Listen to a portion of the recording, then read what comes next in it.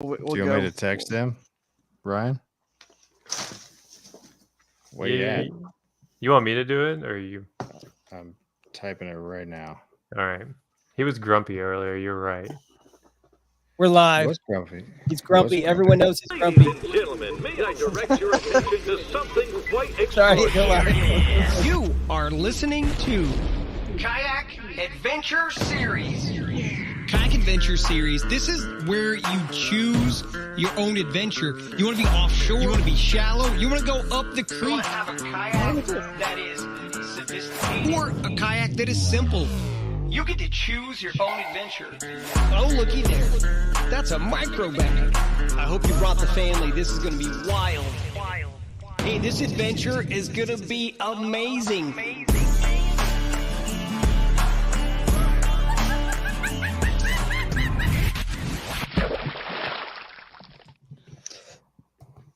What's up, everyone? It's 9 p.m. and it's after my bedtime, so I'm going to immediately kick it over to Mr. Drew Gregory. Thank you, yeah. Drew. Yeah, right. Yeah. Earlier today, you were just telling me how you're a night owl and you get all your stuff done late at night. Yeah. So we're just wanting to, get away from being on the camera today and sit behind the scenes. So, but we'll let you do that. And man, we're excited to be with you guys. After Dark version of Kayak Adventure Series Live with special guest Dust Off Fishing. Brandon, what's up? What's up, man? What up, guys? Not much, man. Ready to have a little fun, talk a little roundtable. Also got Mr. Jake Hepner up over there in the top left corner, which everyone knows. Il-Yakin on Instagram. He's technical support for me right now, is what he's doing. Yeah, well, that's all right. We'll get it all figured out. But we're going to have a lot of fun tonight. We're going to walk everyone through a little bit about our past weekend at the Bassmaster Kayak Series, tell a few stories. And in the meantime, we're going to be also giving away lots of different products. I got tons of stuff just sitting around here that, Z-Mans. I got jackhammers. I got Yak Attack stuff. We're going to give away some extra stuff for people that sign up. Yeah, you got stuff ready to roll. Look at that. Dust Off Fishing coming with some product. And all we want to do is just, drum up a few entries for either Wild Whitehall or Ozarkana Kayak Adventure Series and give a few extra things out to those people who register for the event while we're live tonight. Now, if you're following us on Instagram, I don't know if you guys can do this. Brandon, Jake, I'm going to try my best. Billy, Instagram comments don't come through to us here on the screen. See, I can see we got, a few comments here. I can pull them in.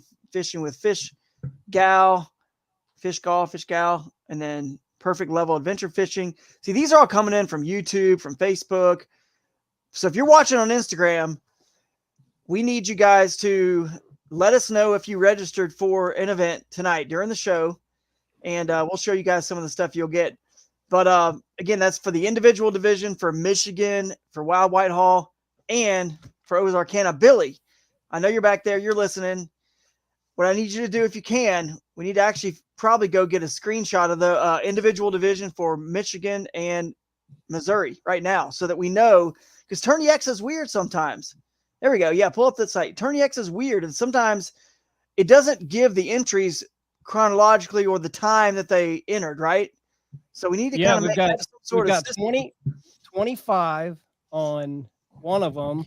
Nice. And I'll be refreshing them as we go along. So if I just interrupt you guys, I'll let you know we got 25. Well, screenshot that so we know who was those 25. Because somebody in the comments says, "I just signed up."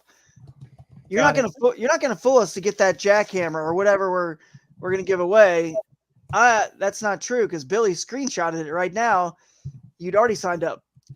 If you already signed up, we love you. You're gonna get a $100 gift bag from our sponsors. But this is just a cool, fun thing. It's almost like we're doing a pledge drive or something.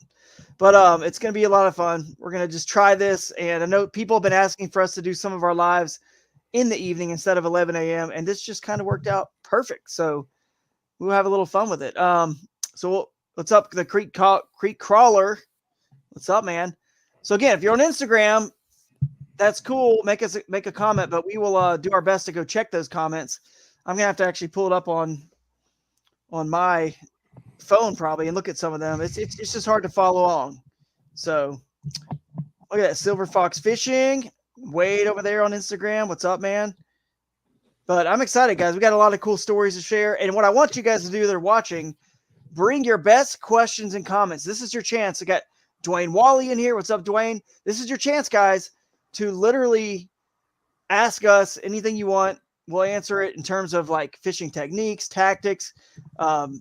Anybody watch the drama on Major League Fishing today? I'll comment on that. I was watching the whole thing go down. It was a little bit of drama on the water, a little confrontation from some anglers. So, Dude, they've been having all kinds of problems with that. I don't know what's going on.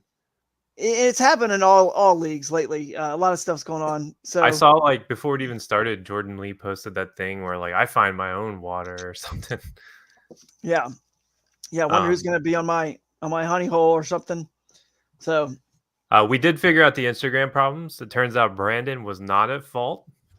Oh, so I want to clear his name from being technically declined. Yeah. Well, technically is kind of a fault, but not in it's my fault, but it's really Instagram's fault. So they're trying to keep a man down.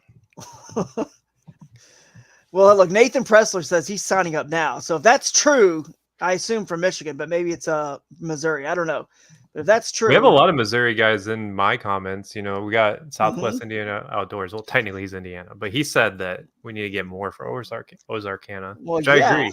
I actually just got off the phone with someone today who's going to be signing up for that event. So, well, that's why we're doing this, man. Tell you what, the first person that can sign up for Ozarkana, I'll get you a jackhammer. I'll put it in your bag. Because here's what I'm going to do, just to make sure I stay organized and don't mess this up.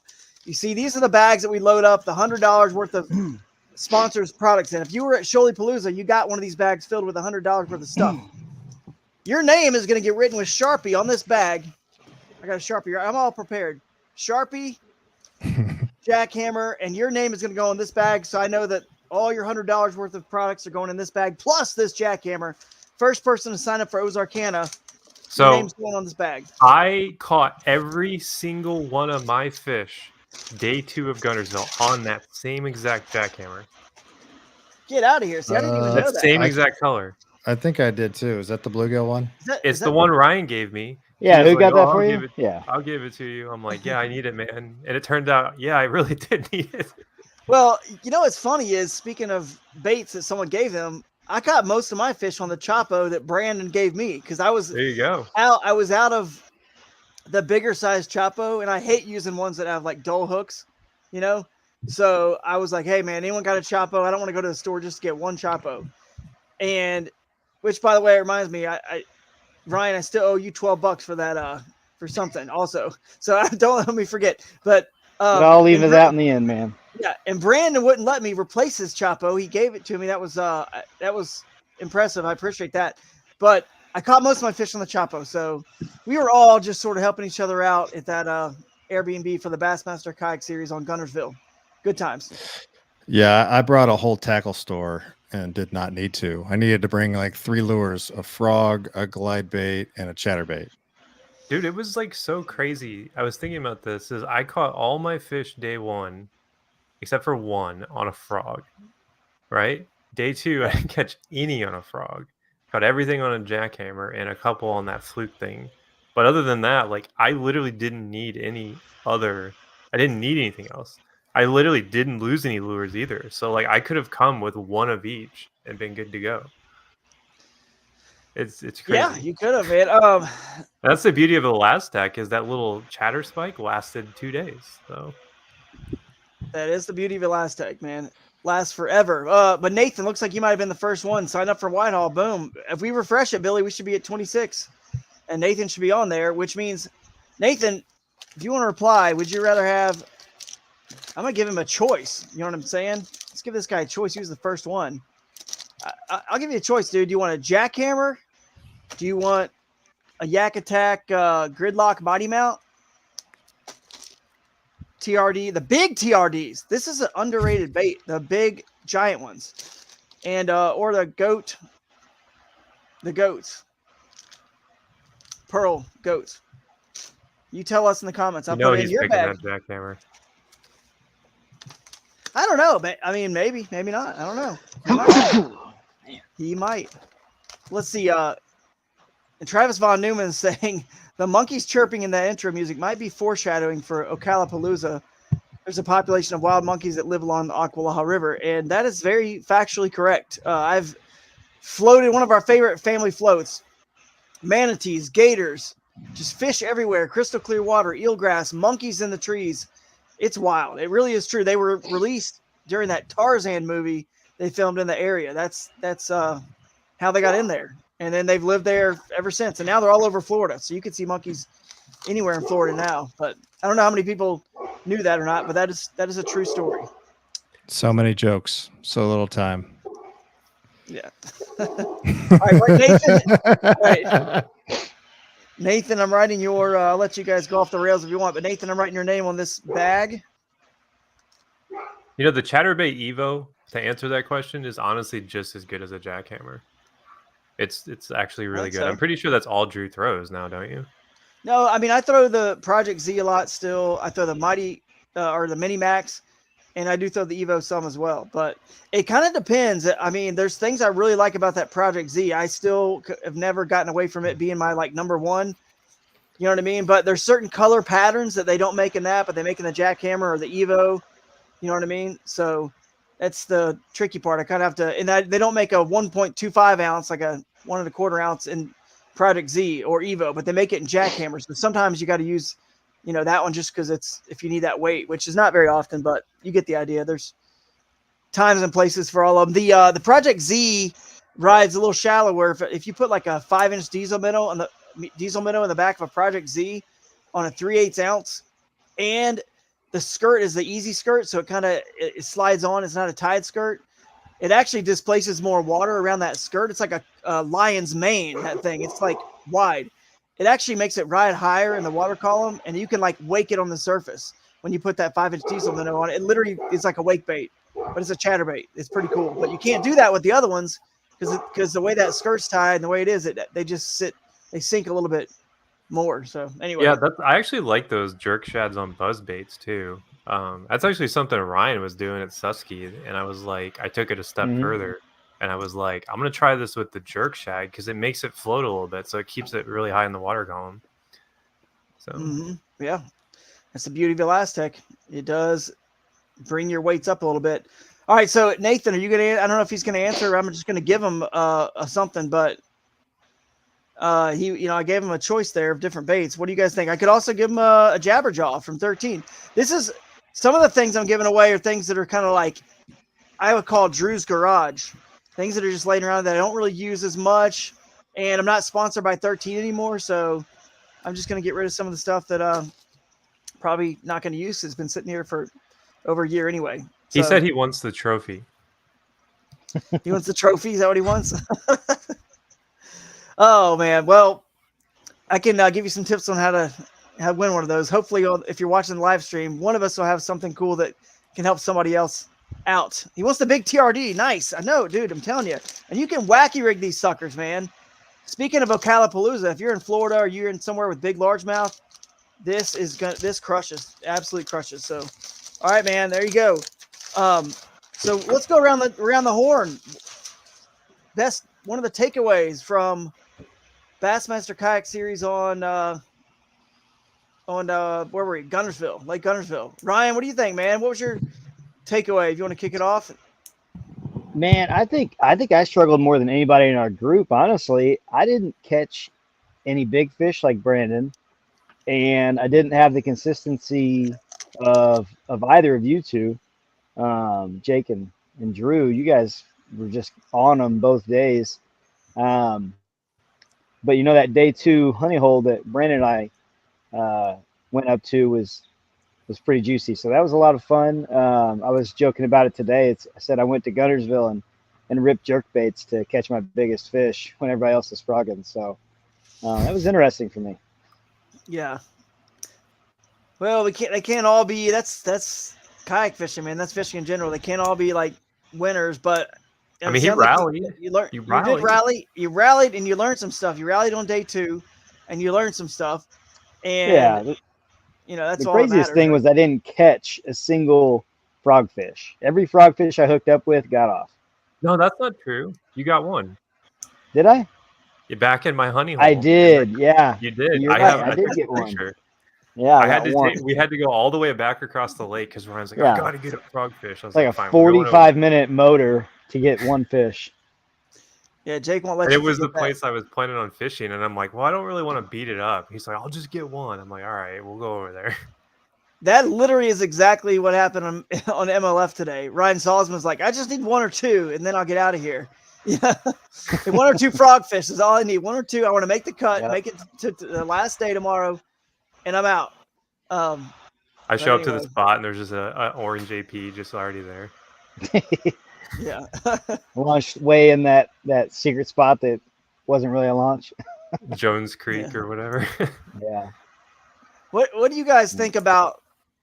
I mean, we'll go around the rest of the horn to get you guys, but while we're on that topic, what do you guys think about what happened there today on Major League Fishing? If you guys didn't see it, they're on I there, didn't see whatever. it, no. They're on. I don't know how many days in they are in this tournament, but the final day is tomorrow, and I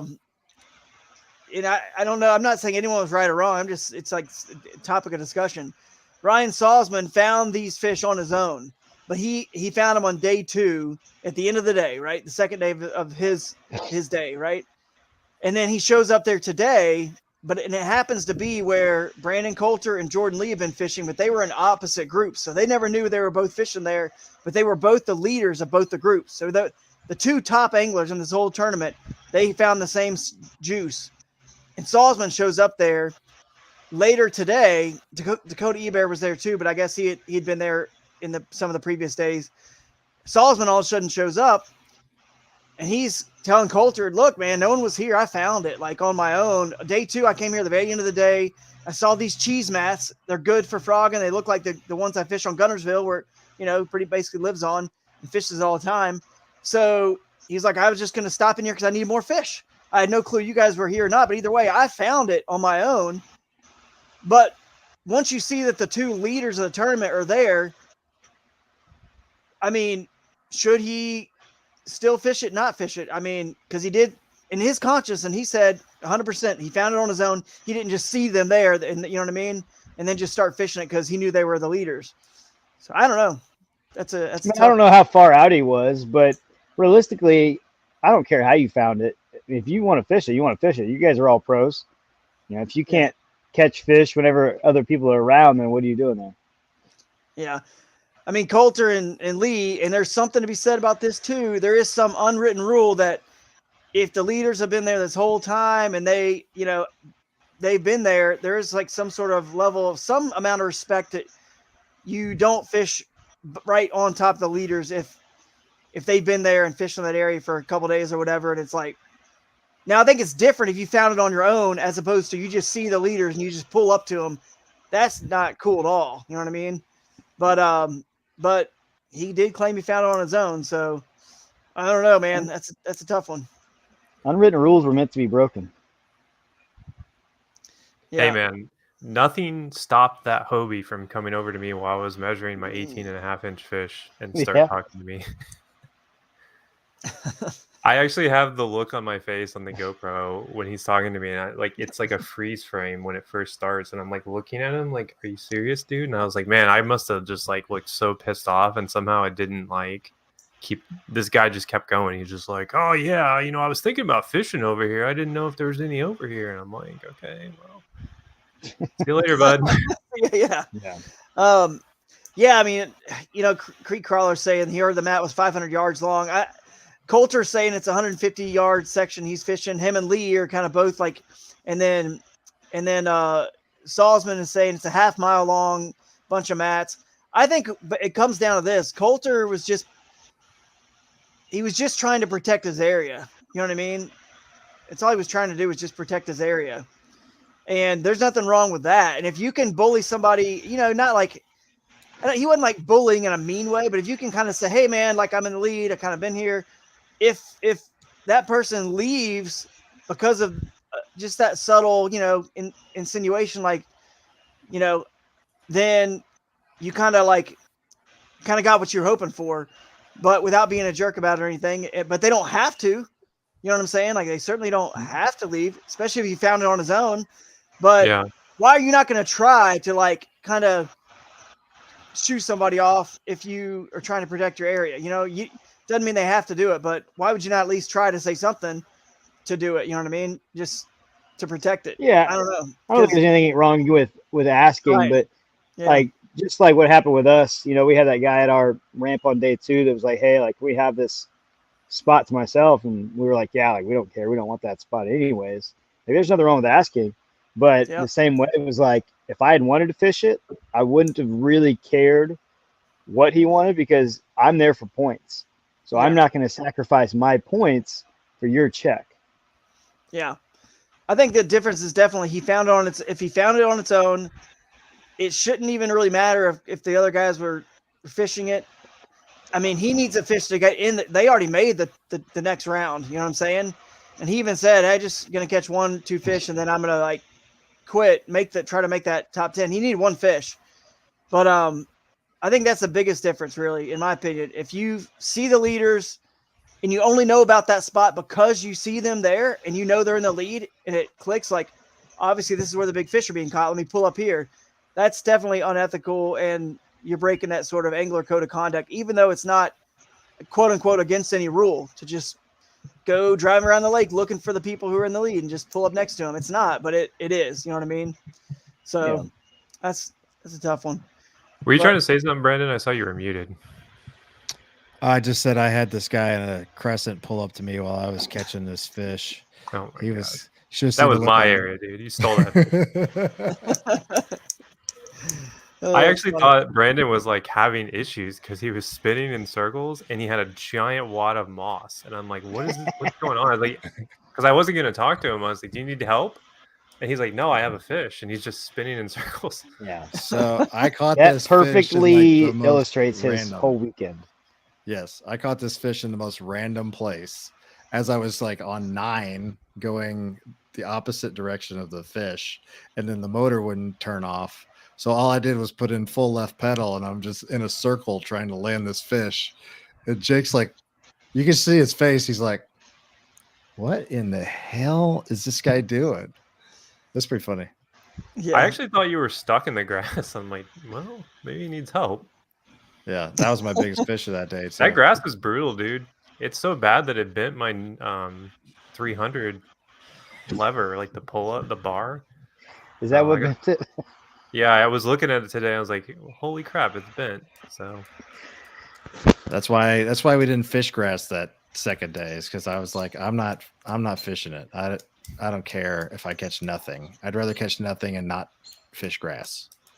Yeah. I think Those grass girls- is going to be a player. It's topping out up in Michigan already. They're saying it's going to be a player just like it was at Guntersville. The frog is going to be a big largemouth player up there.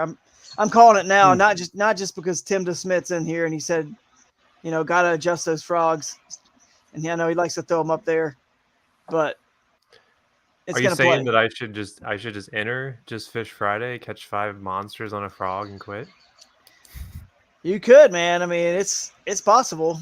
I mean, it could be someone might win one of these events on just Friday only. I mean, whether they fish Saturday or not, their Friday fish might be all they need. So I'm fishing Ozarkana on a Friday only. So Really? yeah, I decided to do it that evening. I got Yeah. work on Saturday.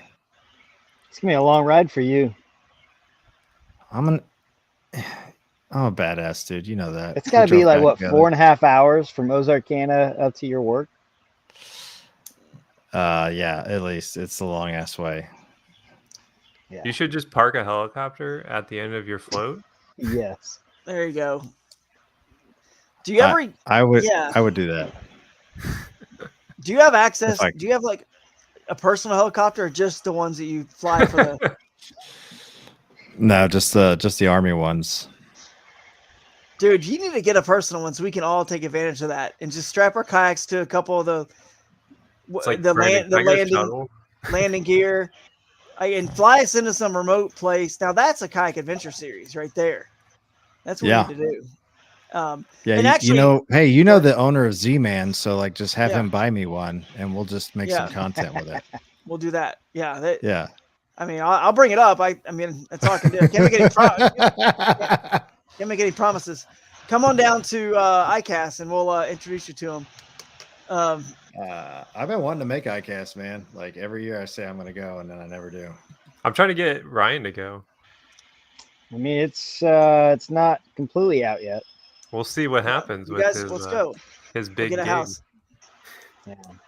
Look, man, if you would change your name to Dust Off and then put a Z on the end, Dust Off's Fishing, Z-Man we might be able to get you on that pro staff. We just needed to say Dust Offs with a Z on the end. That's all. Dude, Yeah. Oh, right yeah. here. You should just change both F's to Z's. Dust Offs. Oh, there you go. Dust Offs. That could work. If being on their pro staff means I get my own helicopter, I will change my name to Dust Offs with a Z. Guarantee it. Okay. All right, guys. Again, if you're just tuning in or if you're on Instagram, we're having a hard time following along with comments, but I see some here. We are giving away extra cool stuff here. I got lots of Z-Man stuff. I got a jackhammer left. I've got, what else do I have? I got a walking bait. This is Drew's garage stuff here that I just have left over. You get some Yak Attack stuff. Hey, I got a, the padlock, what are they called? The padlock paddle holder, the ones that we use for the rods and paddles on the shoalie. I got one of those. They're really cool add-on. Like I said, jackhammers. Enter Ozark That's the juice Canna. right there, man. It is a juice. That color. Diesel minnows. I got diesel minnow. I got, like I said, goat. Enter the Ozark Canna or Wild Whitehall while we're on this live stream, and we'll throw this in what is already a $100 prize bag. We'll throw one of these things in there for you extra. So we'll see how many signups we can get while we're on the stream today. I think having 26 already for Michigan's good. I think we're going to end up, I'm hoping we're going to get close to 100. I think we're going to make it there. I think Tim and the folks up there we've been talking to, Steve, think we should hit that number. No doubt about it. So should be a good time, a good payout, and a lot of fun. All right, where you guys want to go next? Jake, you want to tell us about your tournament? Sure. At Guntersville, because you were the most consistent in terms of your numbers each day. Tell them what you got and what place you ended up in. I think it was 86 and an 85. So I had 170 inches, something like that. I think it was 170, but I was frogging like Friday, and I kept catching them on a frog, and I was like, "Hey, I just caught one," and they're like, "Really? We haven't caught anything on a frog." And I was like, "Well, have you tried it like this?" And they're like, "Yeah, we've been throwing the frog nonstop." And I was like, "Okay, well, I go around the dock and catch another on a frog." And I'm like, I say to the GoPro, "Okay, I'm fishing in this spot Saturday." Like, so I was supplantingly doing docks, frog, and grass. So like deeper docks with a grass around them, where the grass wasn't like. There's like a grass that I was looking for, and it was like you didn't want that grass that was like eel grass that was laying on top of the water that had matted up. You didn't want that. You wanted the stuff that was like kind of alive still, you know? So I was fishing around docks and just kind of like really in the thick of it. I was paddling. Like I had my motor up for the most part. Like I was paddling, getting right to the spot, making the perfect cast. And I think I had a limit day one by, I want to say, 550. So it was early. Like I literally had like 4 of my biggest fish. Like I had a limit, but 4 of the biggest fish I caught were before 6 a.m. So it was like all flurry, and then the frog bite was just gone once that sun came up. So, I mean, that's what worried me though about day 2, because day 2 they told us that it was going to be sunny, right? And I was thinking about it. I was like, oh man, this frog bite's not going to work on day 2. So I ended up actually like going to the chatterbait, and I caught every single one of my fish on chatterbait on day 2. So doing the same thing though, just in a different way. I knew that they weren't coming up for the frog, so I was fishing in front of the docks around the grass, ripping the chatterbait through it. And I probably caught 30 fish on day 2. It was a fun day. I had fun. I was sick, super sick. I know Ryan knows that. Brandon, I don't think I told Drew, but I was dying. I actually left the water like 40 minutes early on day 2. So I did not know that. That's not fun, man. Good friend of mine up here, Eric, he was sick for the local Ohio club, and he posted his video of it. And he's just out there. I'm just trying to imagine him trying to edit this video, like which one of my sneezes and coughs and just all the stuff that he was doing. Like, which one am I going to like put in the edit? There was a lot of them, and he was just miserable out there. He actually left. It looked like really early, but anyway, that's been going around. Day 2 was big time different, man, than day 1 in that tournament. Completely different for me too. It all and then changed. Ryan's like, oh, I'm catching him on jerkbaits. I'm like, what? Like, what is this lake? Granted, he was up in a river, but yeah, you can do a lot at Guntersville depending on where you're at. A lot of different stuff for sure. Brandon, what about you, man? You had a interesting event. You catching lots of good fish in practice. You need to rename him to Drum Fishing. Drum King. Drum King. Ryan found the pattern on the second day with the chatterbait. First day I caught 4 fish on a ribbit frog, and I've never caught fish on a ribbit frog in my life. So cool. If that tells you guys anything. And then I was just like, F it. Basically around noon on the second day, I was like, okay, I'm either going to try to get a PB here or I'm just going to go out swinging. So I threw on a clutch eco glide bait, and then I just hucked that thing for 3 hours. And I ended up catching 3 fish on it. And I was like this close to a couple other ones. They nipped at it, but they missed. So, and actually Ryan continued up the river.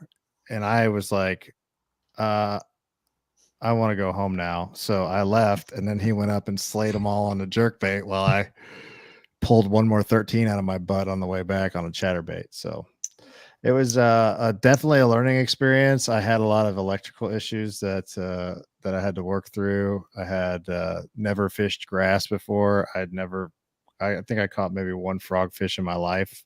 So I can't be disappointed that I got 128th when essentially I just spent the whole week getting firsts. So yeah, that's he true. caught the biggest fish out of anyone I know in our house, I think, too, with that giant, like, what was it, 20.75 or something? I got a 505 20.5 inch largemouth on a and if you guys haven't seen this golden shiner spinnerbait that Steve Martins makes, it's pretty fancy. I like it. I feel like there's a better story behind that catch though, because he didn't just catch it, right? He launched his kayak for the first time, and we're literally at the boat ramp, and he makes maybe his 3rd cast, and he catches a freaking giant. Oh, it wasn't it. So what ended up happening was I ended up casting and backlashing and not having the line through the guide, and I was dragging that spinnerbait through the grass as I was like trying to get it back. And then I was like, I think I literally said, holy shit, I think I have a fish. And then I look and it's like this big. And I was like, guys, I got a huge fish. And Ryan's like, yeah, whatever, dude. He probably got a 12 incher back there, and I just reached down in the grass and I pull this thing up and I'm like, hey, I got this fish. And it's like second day practice or what day was it was like 5 minutes into the first day of practice. Oh, first day. Oh, wow. And Jake said it. He goes, that's going to be your best fish all week, I think is what he said.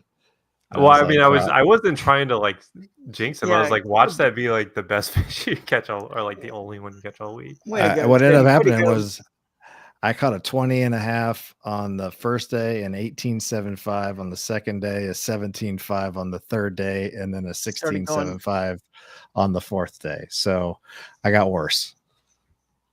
Well, you did catch a giant drum that was actually bigger than the bass. So technically, fish-wise, you got a double digit. Oh, that's true. And that drum actually weighed a little bit more after I lost it back in the water because it had Ryan's scale in its mouth.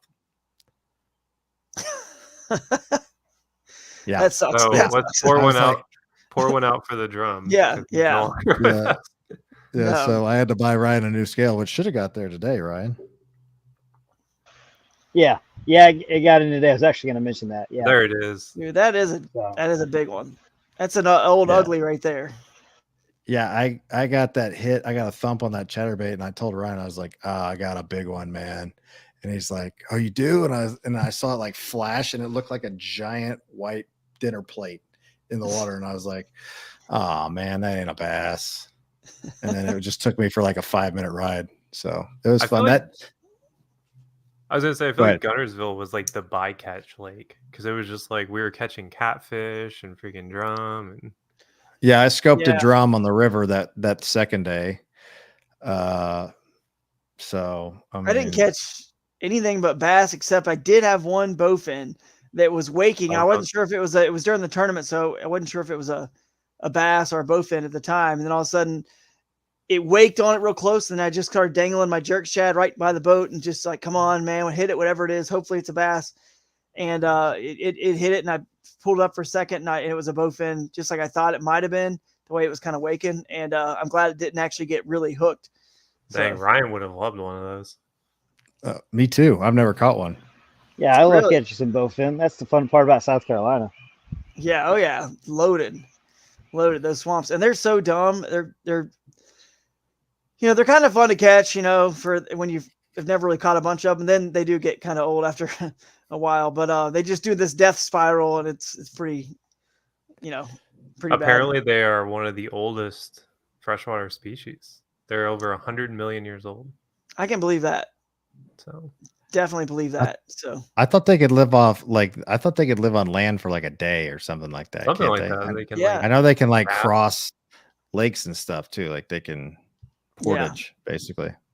basically, by the way, Travis Von Neumann, you signed up for Ozarkana, it looked like. So nice job, man.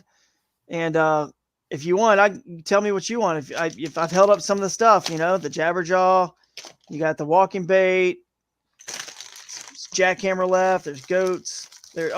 Some pro crawls too, bud. So we're giving away stuff for anyone who registers for Ozarkana and Wild Whitehall during the live stream tonight. And so let me know if you have a preference. If not, I will just write your name on one of these bags and put whatever in it. And you guys said, Jake, you said you knew someone that was signed up for Ozarkana. So hit them up, let them know, get on live. All you guys out there that fish Moyak, you're fishing the Ozarkana anyway. You might as well sign up now. Registrations for the Kayak Adventure Series can be moved to different events. Brandon signed up for Shoalipalooza, and it got moved to Ozarkana because he couldn't make Shoalipalooza at the last minute. But if he could have, he would have been in the top 100 to get that gift bag. So, I would why have not placed sign in my first kayak tournament ever. I'm just kidding, but yeah, first 100 anglers get the gift bags, guys. that would have been good at Guntersville top 100. It would have been. Going forward, though, for Ozarkana, for all the rest of the events, it's the top 50. We're giving $100 gift bags because we had 80 people in the individual division for Shoalipalooza. So the incentive to get people to sign up earlier, which kind of helps our, the tourism department and the people in the city know kind of how to prepare and plan for how many people we have. It didn't really work. So we need to make it the first 50. So if you're in Michigan right now, there's just 20 something people left that are going to get $100 gift bag. So you better start getting on the signing up quick, because these bags it's going to go quicker and quicker the closer we get to 50. So Travis, I'm putting your name on this bag and you will get dealer's choice. He said, yeah, he said just surprise him. So what's he going to get? I don't know. Well, we're going to make it a surprise, like an actual surprise at the event. Or does he want to know now? I don't know if he wants to know now or not, but for Travis, I kind of know Travis's style, so I'll kind of pick something here. Do you got any beaver chapos for him? Yeah, that's what he needs after winning this. That's his style. That I am still bummed that they discontinued that beaver chapo. There was a Dick's Academy, or Dick's or Academy special. I know. I bought a couple when they were there, and this was before he had fished that event, and I was like, oh, these are kind of silly. But I have always believed that, like, when I was a kid, I saw a bass try to eat a chipmunk, right? And so I've always thought, like, oh yeah, these bass clearly eat mammals. So I was like, this will work. And so I bought a couple, and it turns out that if you bought a lot, they sell for a lot because people like them, because I guess they balance in the water better or something.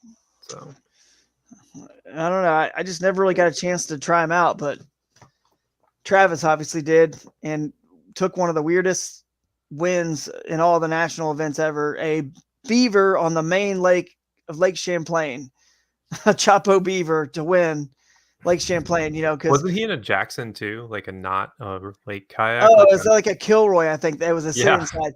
Like the- What? Yeah. So a lot of things were wonky. What's crazy is you'll hear so many theories and people say match the hatch, and and that's true. I'm not saying it's not true, but it's so funny how a lot of times you're saying I want something that stands out that's total opposite. So you put on your A rig, you put the one that's not the teaser, you put like a bright chartreuse one that's got the hooks on it, so it stands out, so they eat it. Well, you're kind of contradicting yourself with what you normally say with match the hatch when you're trying to say I need to get something that stands out so they eat it. It's like, it's just funny. I mean, a beaver, there's nothing that's more, not the norm than a beaver in the middle of a muskrat, whatever you want to call that bait, a baby muskrat beaver in the middle of Lake Champlain. That's just not, they just don't. I don't know. I've seen him out there, man. On the main lake in the middle, Yeah. maybe. And they're this big too. I'm kidding, by the way. I've never. I was about to say, I was like, what are you talking about, dude? I've never seen. Yeah, they're always in these backwaters and stuff, the shallow stuff. So anyway, I mean, have you ever seen a pearl white frog yeah. swimming out in the middle of Lake Guntersville? Because that's what Brandon was basically doing when he caught that 17 and a half. So Yeah, that's what I'm saying. I'm the guy you need to ask about which baits to pick. I'm that one. I usually just throw it like a booger at a wall and see if it sticks. So, yeah. Well, I mean, we all know what happens, and I've said this before. If you put a goldfish in the middle of any of these lakes, what's going to happen in the first 5 seconds it hits the water? As long as there's bass around, they're going to smash it. So what does that prove about the theory of you got to match the hatch? it's because they've been eating burgers all week, and you're like, here's a filet mignon, or here's a chicken sandwich. So like, yeah, I want that. It's different. Yeah. So. I just think it has to do, it just tells us it's more about the action than the color. Usually. I'm not a huge believer in color. I'm more of a believer in like contrast more than the actual color. That's exactly what I was. Which is interesting is like, if anybody's been following me, they know what I was throwing at Guntersville. I know Brandon knows, but I was throwing a red and orange frog, like a red, like cicada colored frog, which is weird, like completely different, completely off the wall. And I would say it was out fishing the other frogs. It's like 10-1. So I don't know why, but maybe it's cicada. Maybe they thought this was cicada. This is the frog. I don't know if you could see that or not. It's bright. Yeah. You can't see it. Kind of. It's like chartreuse and brown. Yeah. It's like a matte, like the tactical bassing guy. What is Matt? The Something? bullywah. Yeah. It was a small frog like his. It just wasn't the red color. And I was catching fish, but it wasn't nearly as many as he was. He was catching a ton of them. I'll see if I can pull up a picture. I actually really liked Guntersville in retrospect. Like, I had a rough day too because I wasn't feeling great, but like the lake itself was a lot of fun. Like, I think it's one of those lakes that what I liked about Guntersville is I ended up fishing the river, right? And I felt way more comfortable on the main river than I did on any of the other stuff. So, and I know a lot of people around me were cashing checks. So clearly, like, that area was really good. So, yeah, I had an interesting event. I went to a little backwater, kind of. It was affected by the flow of the main river, the main lake, whatever, main river up north, and so it would like flood in when they turn the water on, and then it kind of comes like a tide. It kind of goes out when they cut generators off. And day one, it was a little bit drizzly and rainy, and we had cloud cover all day, and they were just hitting that top water really good. And I caught 95. I didn't know fish like that were really there, but I caught 95 and a half and was in 7th place. But then next day there was bluebird skies, more like a little bit of clouds, but mostly bluebird. And they just pulled the water. The water never came up, and it was like 1.5 feet deep. And I noticed that fish were on beds, and I caught a couple off beds. And then it was just so much. It's clear and calmer and then shallower, which means you get the fish are even spookier. So the fish that were still there were several big females still there, and you'd see them swimming, all of a sudden swimming right past you and swimming by. You're like, dang it, where were you? Like when I was casting up there, and I just couldn't get any of the big ones to really bite that day. We saw fish on beds too. Did you? Yeah, because Brandon's like, Mhm. oh, that fish is on a bed. I was like, it's probably a bluegill bed, right? And then we get down a little bit further, and I was like, oh man, they actually are on beds, because we Yeah. saw a bunch like actually like bedded down. So I think I caught a bed Yeah. fish. Yeah. Everyone always overplays I mean, there's no doubt that the fish spawn and, there in late March and April, all throughout April pretty much. But most people think it's done by like late April. They think it's all done. That's just not true. Now, a lot of your biggest ones may have spawned, but I'm telling you right now, a lot of the ones I saw that were fry guarding or that were spawning or courting like the male, whatever, they were big. I mean, I was catching big females in there. They were there for a reason in that kind of backwater area. So it was a fun event. I mean, I finished like 24th out of 211 or whatever we had. So it was top 11%. I was out of the money I just missed it by that 1%. And you can look at it two different ways. I mean, one, it's a bummer I had a chance to win, obviously having 95.5. And then, but two, if I didn't have 95.5 and I had my same 81 3/4 on day 2, I would have never been 24th place. You know what I mean? So I kind of have to just take the positive, and I'd rather have had it happen that way than the other way, even though it's a little bit more disheartening, because I'd like to be in the hunt, you know what I mean, after day 1, rather than trying to play catch up and backdoor a top 10% finish, knowing I'm never going to win, have a chance to win. So at least it was exciting. And I learned something. I only had 1 day of practice, so it's I felt like I ended up doing pretty good, all things considered. So good times with you guys. That's what it's all about. Sort of a kayak adventure series sort of mentality. Like, none of us catch a check, but my goodness, did we have a good time? And that's kind of what we're promoting. And on everybody did a little bit something different Yeah. too, which kind of goes to show. Like, I didn't even use a graph day 1. I didn't even have my graph day 2 because it was in Mr. Dustoff's truck. So that's. I mean, did you need it? It sounds like you weren't really. So doing I much. was using my graphs just to go to my waypoints mostly. Oh, gotcha. And like, look, so I was using it to find like the contours mostly, just like knowing where like the land kind of just dropped off, because there was a certain cove that was quote Frog Cove, which was completely different in my area. It was like the B spot. That I found out that there was a ton of fish at the front of it, like staging. And I don't know why. It's like they were real fat still, like they were pre-spawn. I'm like, well, this can't be right. But they were behaving like pre-spawn bass. And if you threw your chatterbait into out towards the deep, let it sink, and then pull it through the grass coming back into the coves, they were eating it like they were set up to, to spawn. So it was really weird, because this was like in a creek area too. So like they had access to that shallow water, which made me think that it's possible that, like, because that river water was cooler, a good portion of these fish had not spawned yet. Like, I'm convinced that that's what it was, because it just didn't make sense otherwise. But then again, fish never make sense, so it's like, no, they do not make sense. Hey Billy, when you get a chance, man, do you want to pull up? I don't know if we really announced this yet, but we did post a recap. We might add a few more photo galleries, but we have a recap. We're going to get these up like a lot quicker in the future now that we got our system down. Hank Vegian, for you guys know Hank, probably a good writer. He helped us write a recap and for Shoalipalooza. So there's your official. If you click on that right there, you can click on it, Billy, and it'll all come up. Yeah, tournament recaps is right there, and just click on the right there, and you'll see the whole recap. We just posted it like yesterday, and you can scroll down and give us a view. But basically, that recaps the whole event. Talks about everything that kind of went down. Got some good photos on the water. Got some good photos at the awards presentation in the theater, and it was pretty cool recap there. So now we'll follow that template and be able to shows off one of the Upco bikes for the Angler of the Year is going to win. I got some more photos I'm going to throw in there, but it's pretty cool. Steve Kennedy, a picture of Steve Kennedy and I there. That's cool that he showed up. Got some of you guys listed that were, some guests of honor and some YouTubers in attendance, content creators. And it goes over some of the seminars that we did. I mean, it just kind of covers the whole event. It's a lot, but we don't really want to ever forget what all went into that event. So, and we'll put a gallery at the very bottom of all the, like literally every photo we have, like hundreds of photos. So you guys can go back through and check them out. And if there's one of you like, you can obviously pull it and use it and show your friends, family, share the article with them. So that's pretty cool. And actually, another little thing, tell you what, here's what I'll do. People are just now listening. Guys, if you register for Ozarkana or Wild Whitehall right now live on the stream, Billy's keeping track. We're going to give you guys something extra in your $100 gift bag, right? So this just came in today, guys. The new ones.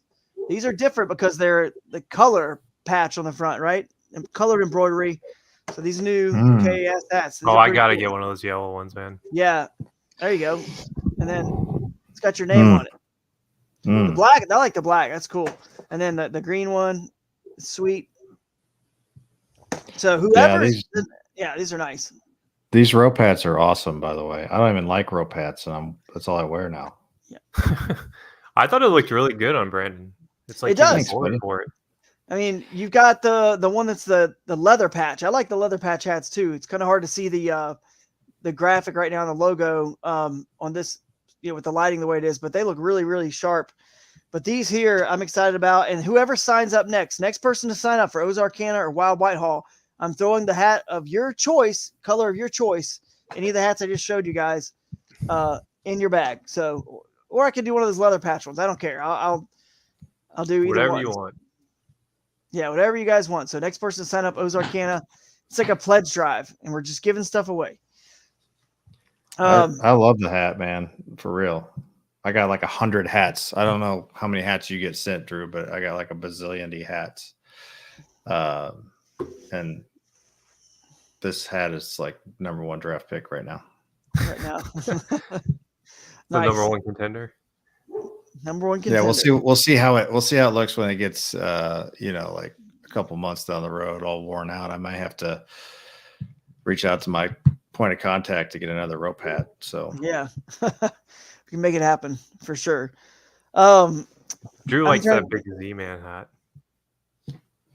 Yeah, you look good. You look good in that chatterbait hat, man. I mean, that no hats really fit me that great. Let's face it. I got a teeny little head. They all fit over my ears, and it looks weird if I try to make them go above my ears and then push the hat down, because then it just makes my ears pop out. So that's why you got to get those giant ski glasses like you had at Yeah, exactly. Ski goggles. Yeah, those are money.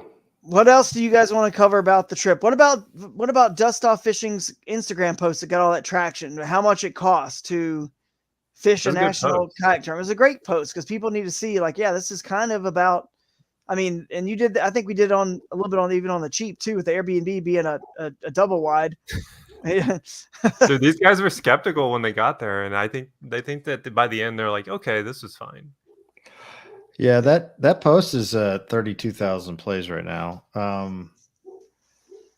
So just me personally, like, Dust Off Fishing is like a business, right? And so I have to like essentially everything that I did on that trip needs to be tracked for tax purposes. So I just used one credit card the whole trip, and then I went back through, and like there were a couple little extra expenses. Like we decided we were going to fish Tennessee that one day. Was that, by the way? So you had to buy a license for. Nothing was my idea. Let's just put it that way. Whoever wanted us to go up there is just crazy. That's where I caught a 7-pound drum. That was about it. But that was 33 extra bucks that we spent, and then like you said.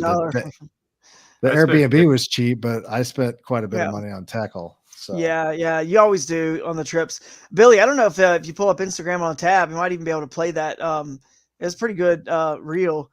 But anyway, you guys out there, if you guys watched or probably saw that reel, it's definitely interesting because it just goes to show, and this is exactly what we're talking about with the Kayak Adventure Series and why we attract a certain type of person. You can never look at this. It's very rare that anyone actually makes money. Eric Siddiqui, shout out to Siddiqui, won the Bassmaster Kayak Series on Guntersville. He profited money. And then the second and third place person probably did, or fourth. Man, once you get past that, you're kind of breaking even, you know what I mean? Or losing money. So what's important to remember when you fish these events, guys, it's about the experience and the adventure and the memories. That's what you're really paying for. The fun that I had with you guys at the Airbnb and the stories you guys are telling when you guys teamed up and pre-fished together every day and had fun like that. That's why you're doing it for that. And that's what that expense is really for.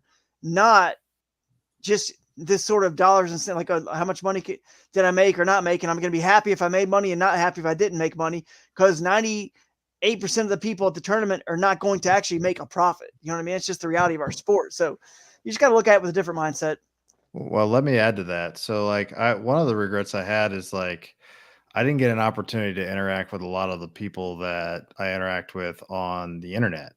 Right. So, Mhm. one of the things that KAS really, I think, does better than anything. I know we had a little bit of a social that Friday night there at at Guntersville, Thursday. but Yeah. Thursday night. Yeah. But like after that, it's all business. Like you see people at the ramp and they're like, "Don't talk to me. I'm fucking fishing."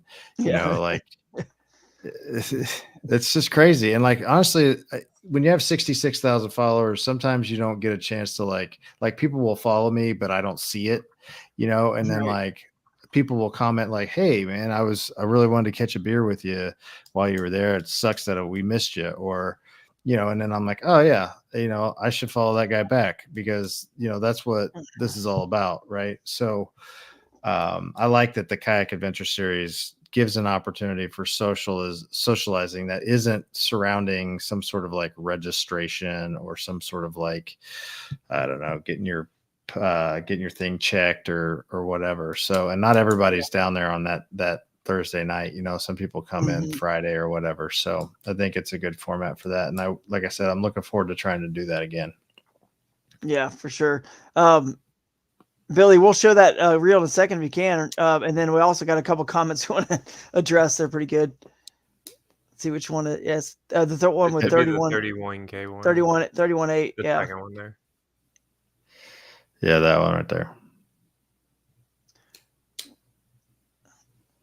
I don't know if the audio comes through. If you unmute it. Yeah, I wanted to add myself because I'm not sure if the audio comes through. It's muted. But it's all muted. Bottom right of the video. Oh, there. See, that's why.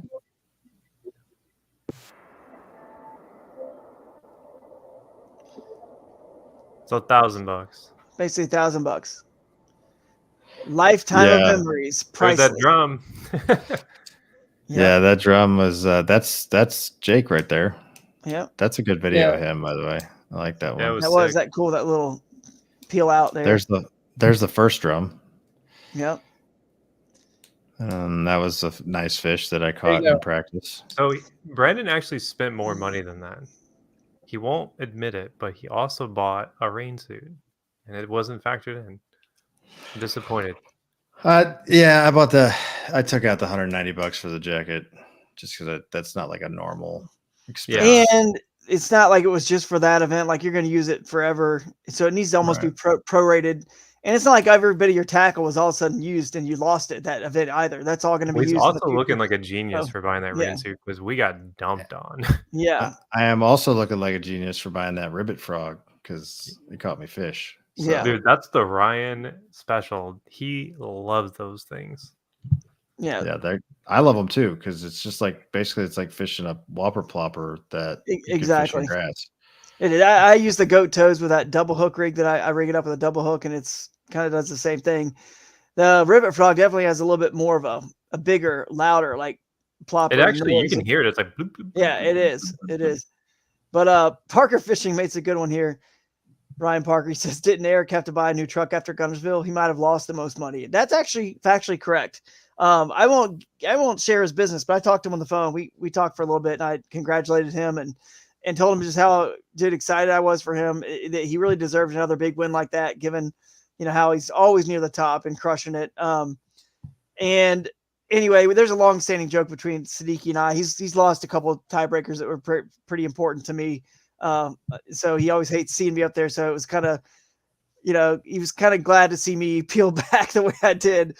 Didn't want to end up in another one, but anyway, he spent, a Toyota Tundra is not cheap, guys, brand new. He got a nice one. So Parker, Ryan Parker's right. He probably lost the most money, but technically just from what Brandon did there, spending the money, the entry fee, the amount he spent on his lodging, which he probably gets his lodging covered from Dakota Lithium. But either way, he definitely made the most if you don't count the brand new Toyota truck. So, honestly, that's an interesting format. Like, I would like to see more people do that because I think it gives a more honest breakdown. Because the Bass guy pro did that on one of his videos on the whiteboard that showed like how much it was to be an Elite Series angler, and it was kind of eye-opening. So Yeah. Yep. And Jason Ryan No, saying, I agree with that. yeah. I definitely think like you could definitely do it cheaper for sure. Like I don't think Brandon was like spending money crazy either though. So it's like it kind of is. Yeah. It can be as expensive or as cheap as you want, or if you It's want to go true. buy. Like some people don't ever want to eat out. Some people camp in their truck. Primitive camping, right? I mean, we didn't. Pete sleeps in his truck. Yep. You don't ever see him unless he goes out to dinner. Yep. Yeah. You can definitely do it cheaper. You can camp. You can do it way cheaper than even we did. But that was $150 for a bed though, or a place to be and a shower for 5 nights or whatever, 6 nights, whatever it was. What's up to James Fott, by the way? He'll be at Midwest Kayak Company. He's going to be there at Ozarkana. So he's on the road to Florida. So what's up, man? And look forward to seeing you there. I just talked to him for an hour earlier today. Oh, nice. Yeah. Very good nice. Dude. Let's see. Southwest Indiana Outdoors, talking about looking forward to meeting people at Ozarkana. By the way, I don't know if anyone signed up yet. You guys check your Instagrams because you guys have people watching on Instagram. You guys, whoever signs up next gets one of the KAS hats. These are like $25 hats, the rope hats here. So next one to sign up for either Ozarkana or Wild Whitehall. Someone asked on my Instagram if Brandon only does kayak tournaments. And I'm pretty sure Brandon has fished boat tournaments. Not the answer for him. Yeah, I've fished about 5 or 6 of them. We won a Friday nighter team. I got a second place in one in Alabama, actually, on Lake. So yeah, I've done a few. I'm not kind of like a fishing whore. If I can find a way to like learn more about fishing in any particular way, I will do it. So yeah. Who's SB Fishing? He Jason fishes Ryan out of like the John boats. He's a YouTuber. Oh, okay. YouTuber. Okay. He's been documenting his tournaments this year, breaking down the ROI. I mean, if you actually have listened to any Bass Talk Live or any of the shows that have actually dug into this in terms of like that professional level, it really is. I mean, Matt Pengrack said it on BTL. I think he said it like this many times, but he said it recently and it caught a little more traction. You could actually, the odds of actually making money, right? You could probably take the same amount of money, put it all on a roulette table on red, and you have better odds of making money doing it like that. And then you would save yourself all the travel expenses and everything else. Just put all the entry fee, all that money one time, and that's your odds are better. But that's taking away the experience and all that. If you're just looking at it from dollars and cents, and obviously that's our point. That's what Dustoff's fishing point is here with his post. It's like, this is about the experience. That's what Kayak Adventure Series is all about. It's about these memories, these experiences, letting us help guide you to some of the coolest places around the country to fish that no one's ever even really focused on before. Because these are the things that our lives are going to be, made of right here. And we'll always remember it on our deathbed, not all the, everything else. So that's why we do it. Yeah. I mean, I'll be honest though, man, I got home, I was wiped. Just oh yeah, you guys had a rough drive. We got home at 1 a.m. So I was telling people, like, I got up at 3:30 to fish Sunday, and we left after we got done fishing, and we got home at 1. I got home at 1 a.m. Ryan probably got home at 1:30. So that's like 21 hours of being awake straight. So yeah, it's a lot. That was rough. Yeah, I will say the one thing that like I hate about tournaments, specifically these kind, is the 3 a.m. wake up type tournaments. So yeah, did someone else sign up? That was tough. Looks like it. Looks it doesn't. Like one. Yeah, someone else signed up, but I'm dumb. Well, Travis Von Newman. Travis Von Newman signed up, so maybe he signed up for that one and Ozarkana. Or was he already on? I think Travis was already. He was already there. So I had 25. Yeah, someone's new. We did have 25. Who else signed up? Maybe our Instagram just cut off because it said we can only go an hour. So if it was that was on only Instagram, on Brandon's because it was inactive. It's fine. Oh, really? Still going on mine? Okay. So let's see. I guess someone let us know if you signed up and this hat is yours. One of these put it in the hats. chat. But in Ozarkana, I don't even know. We do need to get more people signed up for that one. I mean, it's a ways out. Let's face it. People don't like to sign up early, but like we said, you can always move your entry to another event or get a refund like 2 days prior, as long as you do it. And even if you do it after the 2 days, you can still get a refund. It's just not going to be full. Because actually, no, you can't. I don't know. I can't remember. I don't want to talk for Amanda at Real Tournament Management, but basically until 2 days prior, you can get a refund. You might lose a Tourney X fee or something, a few bucks, but it's almost a full refund. Let's see. What else do we need to cover? Or is this about it? I mean, I don't know what else you guys want to cover or talk about. We've kind of wrapped up our event down on Guntersville. They did a great job. The Bassmaster Kayak Series did. It was a fun event. I was. was skeptical. I've had some like pretty down couple weeks, and like I was like not really excited for Guntersville, but I honestly had a lot of fun personally. Like it was fun, it was fun to fish with Brandon down there. He was new to the whole thing, so he was kind of like, I don't know, he had that like excitement type attitude where like we knew like, oh man, waking up at 3:30, no. Yeah, I knew it was coming. Yeah, it was rough. I learned the one thing I did learn, I probably should have known this already, but it's almost like sometimes it doesn't matter what you're throwing. You just got to be around the fish.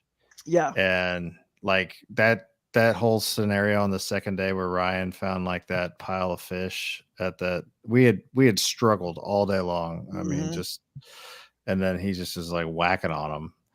And so, I mean, credit to him because he found that jerkbait bite, but it just kind of taught me a lot about just like Jake was doing. He was just around the fish a lot. He just kind of had an idea where they were. And we picked that place that we fished that first day, like separately. You know how that guy said he was like, I found this place. Well, like we were doing map recon. I was like, I want to go here. And then he's like, you can't want to go there. I want to go there. And we're like, oh yeah. Because I was jokingly calling it Coomer Landing, even though it's Comer. Yeah. Because I had marked that one I had that one like scoped out because I really wanted to figure out the river, and I wanted like a main river thing because I didn't end up doing anything I wanted to do. I actually wanted to sit in those channels and throw chatterbaits all day through the grass, like where the current pushes through on the channel swings. I didn't even end up doing that, and I'm glad I didn't because all those spots all day were just packed with like other kayakers and boaters, like nonstop, just community. I can't remember the last tournament you fished, Jake, where you said, and you've come on here and said you did something you wanted to do. It's been like this streak of so many in a row. You're like, I was doing something. I didn't even want to be doing it. I don't know where it was it after the fact, but I think it was after Saturday. Awesome. I was like, dude, I just want to get away from the docks. Yeah. I just like that was 3 tournaments in a row of docks, and honestly, it goes back as far as Possum Kingdom the first time, like it was just docks, and then 10 Killer it was docks, and then Possum Kingdom again it was docks, and then this was docks. It was. No, Jason saying about that jerkbait bite on Guntersville. How could you not wake up at 3 a.m. for that? You wouldn't be able to sleep. Well, keep in mind too, I mean, we definitely, it is when you wake up, it's just that first little bit you're just not enjoying it, but of course you're excited. But he didn't know that jerkbait bite came in the very end of the very last day of the tournament.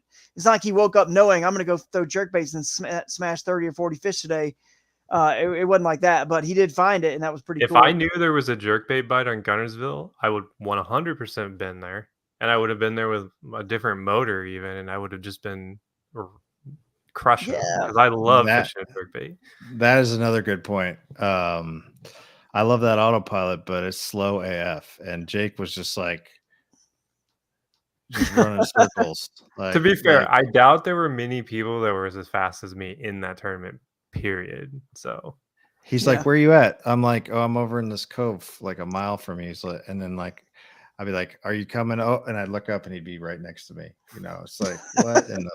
Dude, I had somebody in an autopilot who I passed on day 2. He shouted over to me. He's like, dude, the amount of wake you're putting off is insane. And I was like, yeah, I'm going 7 miles an hour. So Yeah. That's funny. I mean, that's got to be me. dude, that It's gonna be Crescent me. CK2 throws away. Venture, it is a fast kayak. It is. Super And I'm getting, I mean, I was just a little bit slower than you because, I'm getting 6.7 out of my Shoaly now that I did all the adjustments. That's for it. about So, what I get is 6.7. Yeah. I was going downriver when I was doing 7. So Oh, yeah. cheating. Well, I will. There's one thing that you did say earlier, Brandon, that's a good thing for people to learn if they're still listening. When you fish, the good news about fishing national tournaments, because you're thinking, why would I spend more money and drive nationally and, when I could fish local, right? Or just some stuff that's nearby, right? The difference is you get to learn new fisheries and new things like fishing that thick grass like you got to fish. You got to like go do that to learn it. Now, next time you get on a lake that's got similar conditions, you at least have some understanding of how to approach it. And that's what takes time to be successful. And obviously winning some AOI titles, that's one of the keys that I felt. I've always had a little bit of advantage over the whole field from an AOI perspective because I traveled so much with, working this industry and fishing so many different lakes and for every species and, grass, vegetation, clear, smallmouth, shoal bass, largemouth, Alabama, like everything, like nothing. When I first got into tournament fishing hardcore, like I'd already had the whole tour of the country and caught everything, East Coast, West Coast, like you name it, deep, shallow, whatever. So I knew. And then obviously it helped me have good, consistent finishes because that's what AOI needs is these consistent like finishes. And so you got to start doing that at some point. And there's not a better way to get into it at a lower cost of entry than the Kayak Adventure Series, And so I think that's where some people are going to take advantage of that, get some experience on these fisheries and places they don't normally go to or species they don't normally catch. And hopefully it'll help them become better anglers overall when they want to dip in a little deeper. I think fishing against good people teaches you very tough lessons and you want to feel bad about it. But the reality is like, even some of the best people have bad tournaments. Like look at some of the people that were behind me, super accomplished anglers that are, I would never even, hold a candle to if you were looking at like a resume thing. But it's like, I think fishing against the best makes you better because, you look at how stacked it was in that Guntersville tournament from basically where Drew finished down to where I finished. And like, we weren't that far apart, but we were almost 20 places apart because everybody was figuring them out. They were on fish. I mean, it's just like a log jam. It's like 179 to like 168. I'm in a 5-way tie or 6-way. Right. That's what I mean. It's like look at Christine. Christine had a really good day too. Didn't have, had an average day one and like 31st. It's like, you learn a lot in these tournaments because I mean, look at some of those names on there. I mean, it's just, so. Former winners. I fished Lake of the Pines last year and I caught one fish. And then I was like, screw this. I'm going to go fish Lake Fork the next day. And I caught one fish. And Lake of the Pines, I think that fish was 15 inches and Lake Fork was like 14 inches. And I caught that fish on a lipless. So I caught I went to Texas and caught 2 fish last year. And so to your point, Lake of the Pines, we fished like the river area and it was all grass. And so like that was my first exposure ever to grass. We fished the Ozarks, so it's all rock and wood, right? Mm-hmm. But what that did for me was it tempered my expectations going into Guntersville. Like my goal was to catch a limit both days. I didn't do that, but for each, and I caught a limit each day. Just I didn't beat the minimum size for all the fish. So, right. But I mean, that's improvement. I think if you look at it from just like a macro view, like that's improvement. So that's what I would agree with you and say, like, you're not going to get any better just fishing the local holes all the time. Like you've got to go get yourself out of a comfort zone and just take the ego hit, like it sucks. I'm a pretty competitive guy, but you got to start somewhere, and nobody ever got first place in their first tournament ever. So I mean, it's just how it goes. Yeah, and then just kept it going. Right, exactly. So all the Elite Series guys, you notice like they came from a certain region of the country, then they got in the Elite Series and they would fish different parts of the country, the smallmouth, part of the elite series or whatever, and they would struggle, and then all of a sudden 2 years later they've learned it and now they're like deadly everywhere. You know what I mean? It's crazy. So it just takes time. Even at that highest level, you got to get out and do that stuff at some point. And you know what? There's nothing more fun than learning new water and learning a new way to fish. If you've never punched and you go down to Florida and you're throwing a 1 1/4 ounce weight, you're like, what is happening here? Going through a mat of just thickest junk ever down there, and all of a sudden you feel that and you see your line just jump. And you pull it up and it's just a green sunfish. That line, yeah, it's just could be, very well could be. But we'll be doing that next year. I'm sure some people will on Ocalapalooza. But dude, is it worth every penny to go and explore and fish these new places and learn those new techniques and styles? I just can't stand the same old boring stuff. You know, the local clubs, that they go around and fish the same stuff. I would just get bored of it. I mean, I would just get bored of doing the same lakes, the same thing and I get bored of the national trails that go to the same lakes. That's why I like to look for where are the new places I can go. You know, I mean, I wasn't super thrilled about Guntersville because I've been there a couple of times and I'm like, all right. I mean, but I do That's like kind of how I felt about Possum Kingdom again. I was like, Yeah. man, three times. It's like, oh, yeah. but Anyway, any closing thoughts? Anybody closing thoughts? yeah, if you ever catch a lamprey on a fish, post it on the internet and you'll get 4 million views. So, Jeez. That's how many you're up to? on TikTok, I'm at 150,000 likes on that video. Wow. And then on Instagram, I think it's at like 3 million views or something, or 2 million on Instagram. That's cool, man. You did a good deed getting that lamprey off. That was cool. Very cool.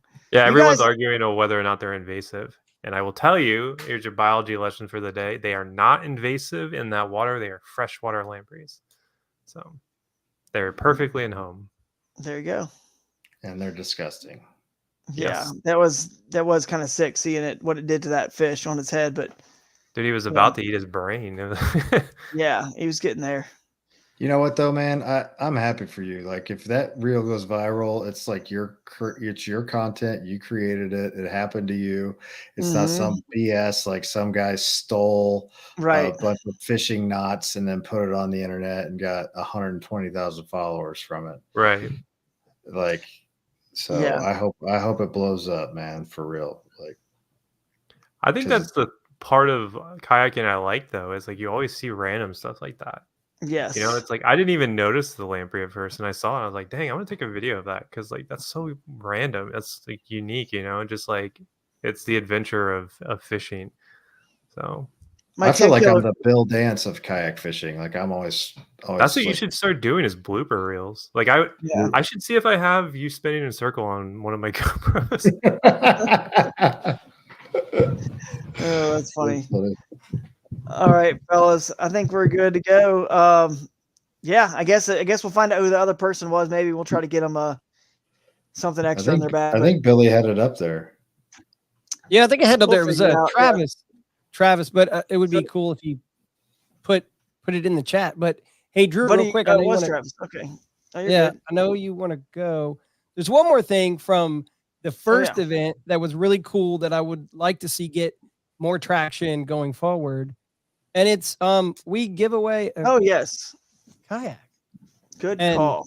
Yeah, and I think we the tickets are it's not so obvious, and we're gonna make it more obvious going forward. We're gonna put that Mhm. kayak. We're gonna make people carry it around, I think is what we Yeah. said. But Drew, you can explain it. So basically, we're going to be raffling off what is it? A U10 from New Canoe The new one. for pediatric cancer. So the new one, the U10, and basically that Apparently, goes to those the are real Hunt popular. Foundation. So. They are. That's going to be a sweet boat over there at Whitehall. So Water Dog Outfitters from Steve is going to have it there, and you guys can test those out. New Canoe is the headline sponsor or the kayak manufacturer sponsor of the Wild Whitehall event. So you guys, we need to raise more money. We're going to hopefully even find a way to maybe sell tickets online beforehand or do something. Maybe give it even a ticket away to the people who register early in their gift bags. One ticket, but we got to get more money for pediatric cancer than the 400 and something bucks we raised at the first event, because we can do a better job. So I'm glad you're promoting this now, Billy, because that's very, very important. So Yeah, and 40 then of we're that gonna- were my dollars, so Yeah. we can definitely do a better job. I'm sure Alex Rudd put in like 150. And we're gonna Yeah, I do the was same shocked thing. that one in of us didn't win. Missouri. So Yeah. Old Town in Missouri. We're gonna do the same thing. So Yeah, every exactly. event, we're gonna raffle off a kayak. How often do you see that at a tournament? Like where you raffle? Not so much anymore. And for cancer, so the kids Good cause, man. Good cause. Thanks for bringing that up, Billy. And we will, I guess, catch you guys at the next one. We'll try to get a graphic out sooner, promote it, and then do a cool little giveaway or something like this at future shows as well. But hopefully you guys like the After Dark version of this, and maybe we'll do it again. Ladies and gentlemen, may I direct your Right. attention to Maybe we'll have some like After Dark. You are listening to Bye everyone, and Adventure watch out for the Series. wild monkeys Kayak Adventure in Series. Michigan. This is You're headed up where there. you choose Yeah, right. your own adventure. You Bye, want to be everyone. offshore? You want to be See ya. shallow? You want to go up the creek?